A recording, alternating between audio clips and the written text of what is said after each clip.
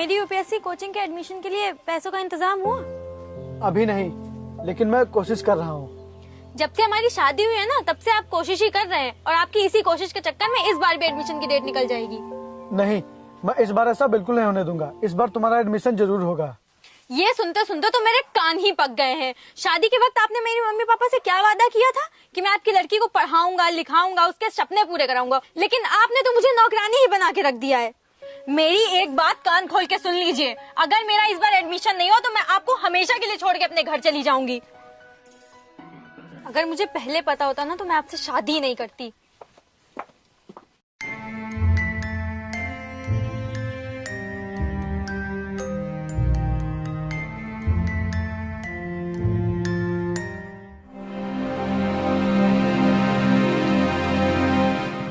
अरे भाई रुको।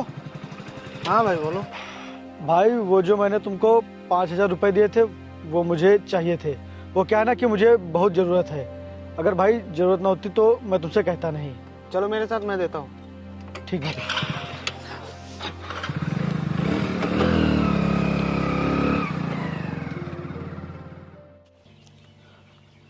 मधु,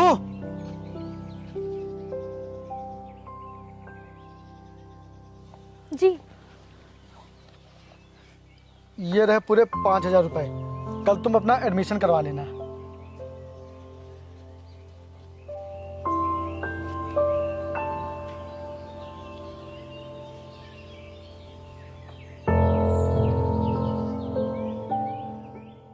भाई जब तेरी आर्थिक स्थिति ठीक नहीं है तो फिर तू भाभी को क्यों पढ़ा रहा है? उन्हें समझा, जितना हमारे पास है उतने में ही खुश रहो। नहीं यार, मधु का सपना है आईपीएस बनने का और उसका सपना जरूर पूरा होगा, क्योंकि शादी के वक्त मैंने उसके माँ बाप से वादा किया था कि मैं आपके बेटी के हर सपनों को पूरा करने में उसका साथ दूंगा। और यार मैं अगर ऐसा नहीं कर पाया तो मैं खुद की नज़रों में गिर जाऊंगा।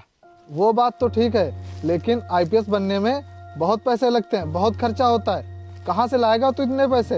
ये कोई 1,000-2,000 का तो काम है नहीं, इसमें लाखों लगते हैं, लाखों। भाई मैंने उसका एडमिशन तो करवा दिया है। अब कुछ भी हो, मुझे उसका सपना हर हाल में पूरा करना है।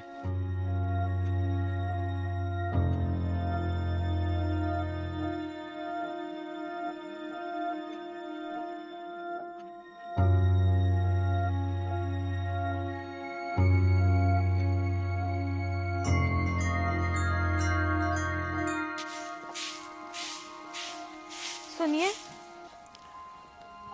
अगले महीने मेरी कोचिंग की फीस जमा करनी है। कितनी फीस जमा करनी है? 30,000। 30,000? हाँ 30,000।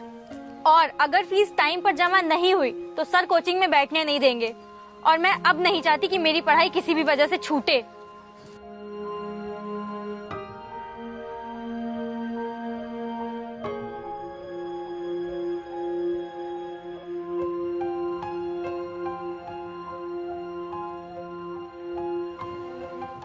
और भाई बताओ, क्या हाल है? बढ़िया है मालिक। मालिक वो हमको पैसे चाहिए थे। पैसे? वो किस लिए? मालिक वो हमारी बीवी पढ़ाई कर रही है ना, तो उसकी फीस जमा करनी है। अबे जब फीस जमा करने के लिए पैसे ही नहीं है तो पढ़ाई क्यों रहा है? मालिक हमारी बीवी का सपना है आईपीएस बनना, और उसका सपना पूरा करने में मेरे अलावा भला उसका और कौन साथ देगा? आईपीएस? फीस जमा करने के लिए पैसे नहीं है और बीवी को बनाओगे आईपीएस? शायद तुम्हें पता नहीं है, औकात से बड़े सपने अक्सर कर्ज में डुबा देते हैं। अच्छा बोल, कितने पैसे चाहिए?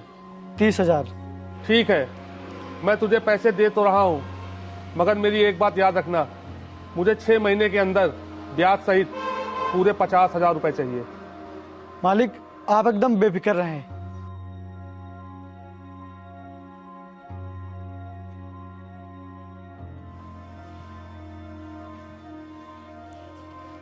धन्यवाद मालिक। यार ये अभी तक आए क्यों नहीं है? पता नहीं पैसों का इंतजाम भी हुआ है कि नहीं। आज लास्ट डेट है, अगर फीस नहीं जमा हुई तो मेरा सपना चकनाचूर हो जाएगा।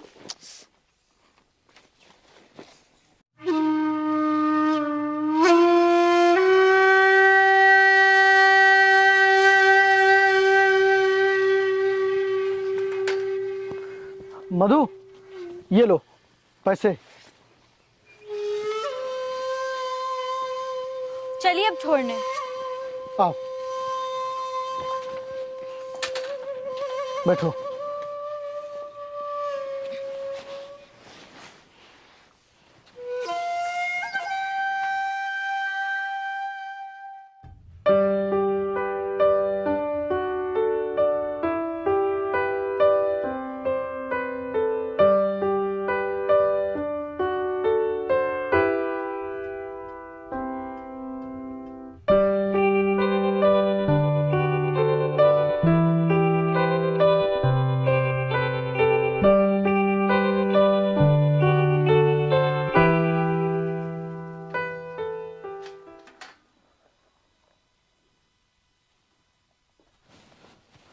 मधु, खाना बना कि नहीं अभी?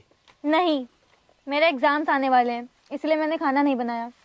और हाँ, मैं खाना बना भी नहीं पाऊंगी जब तक मेरे एग्जाम्स रहेंगे। कोई बात नहीं, तुम मन लगाकर पढ़ाई करो, खाना मैं बना लूंगा।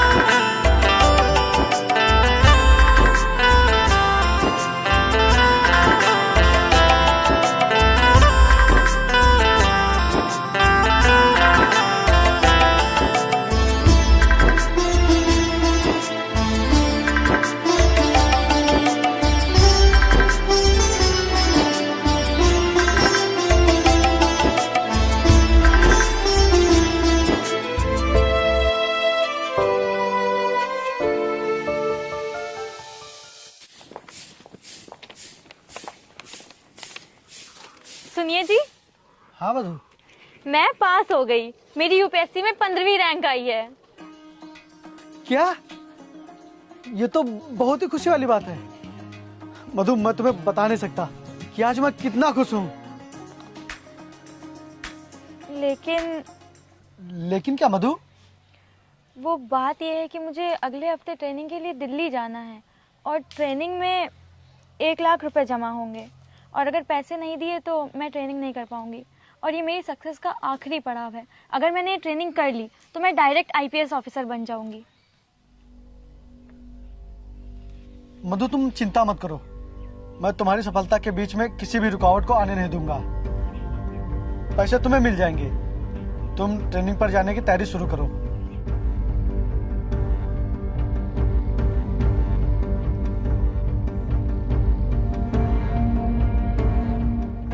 ए, रुक रुक।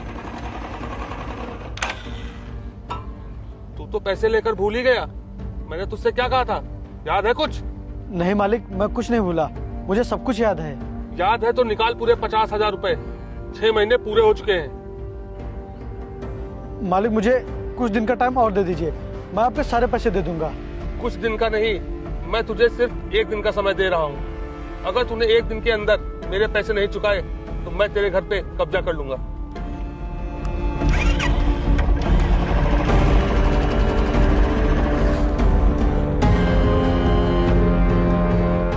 तू पागल हो गया है क्या? तू ऐसा सोच भी कैसे सकता है? मैंने बहुत सोचा, लेकिन अब मेरे पास इसके अलावा और कोई रास्ता नहीं है। भाई तू ऐसा कदम मत उठा, मैं थोड़ी बहुत तेरी मदद कर दूंगा। यार अगर मैं तुझसे मदद लूंगा तो मुझे उससे भी चुकाना ही पड़ेगा, इसीलिए मेरा ऐसा ही करना सही रहेगा। इससे मधु ट्रेनिंग पर भी चली जाएगी और उसका सपना पूरा हो जाएगा और उधर मेरा कर्जा भी उतर जाएगा। अरे भाई तू कुछ मत बोल, जिंदगी मेरी है तो फैसला भी मुझे ही लेना है। अगर मैंने ऐसा नहीं किया तो वो बहादुर सिंह मेरे घर पर कब्जा कर लेगा और मधु का सपना भी टूट जाएगा। अब मेरा ये फैसला मधु को उसकी मंजिल तक पहुंचाएगा।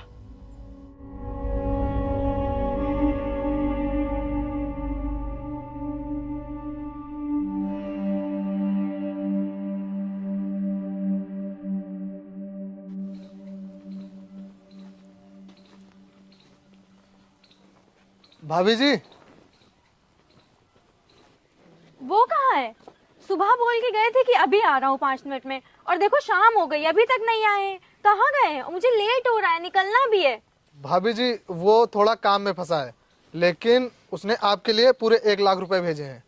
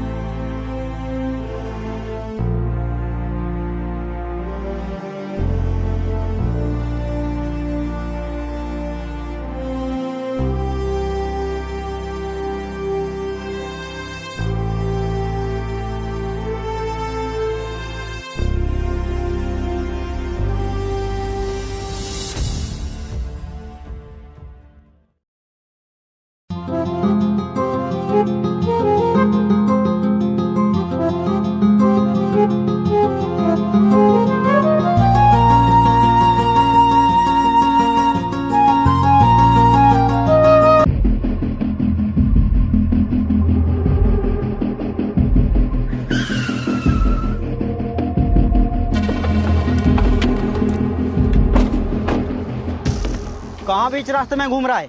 तुझे दिखाई नहीं देता आईपीएस की गाड़ी जा रही है? अंधा है क्या?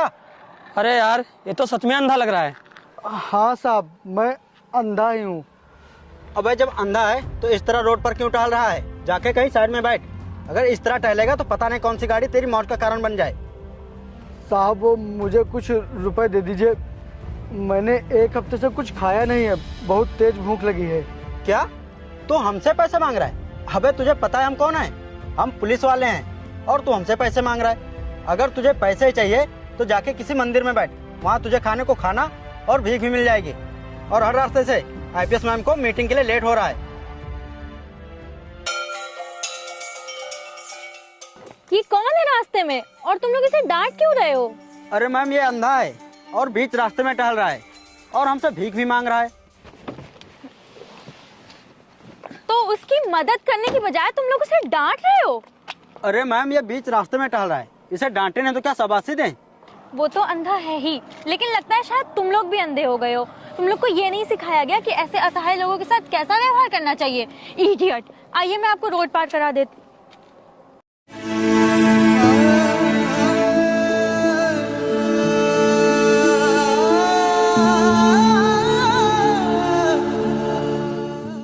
मैम साहब, मैंने बहुत दिनों से कुछ खाया नहीं है, कुछ पैसे दे दीजिए। जी आपने मुझे पहचाना नहीं? मैं आपकी पत्नी मधु। मधु? हाँ मधु। और आपने अपना ही क्या हाल बना लिया है। मैंने आपको पता नहीं कहाँ कहाँ नहीं ढूंढा।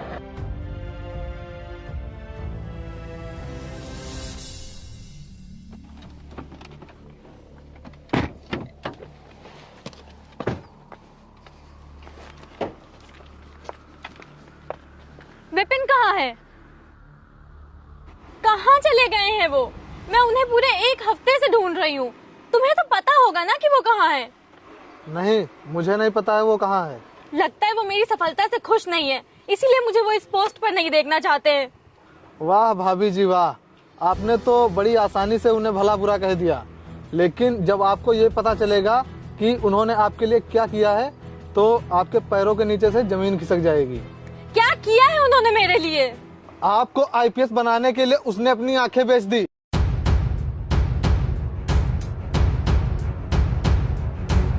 आपकी जिंदगी में रोशनी लाने के लिए उसने अपनी जिंदगी में अंधेरा कर लिया।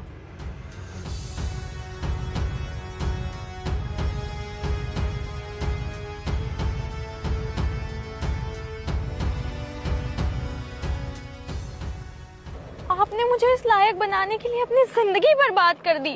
आपने अपने बारे में एक बार भी नहीं सोचा। मैंने कुछ नहीं किया है, मैंने तो सिर्फ अपना वादा पूरा किया है। ऐसा आपको लगता है कि आपने कुछ नहीं किया, लेकिन आपने जो किया है ना, वो दुनिया का कोई भी पति नहीं कर सकता। आपने मेरी सफलता के लिए अपनी जिंदगी को ही अंधेरे में डाल लिया। मधु, तुम्हें जो बनना था तुम वो बन गई। अब तुम ये भूल जाओ कि मैं तुम्हारा पति हूँ, क्योंकि अब अगर तुम मुझे लेकर चलोगी तो तुम्हारी बहुत ही बेइज्जती होगी और ये तुम्हारे लिए सही नहीं रहेगा।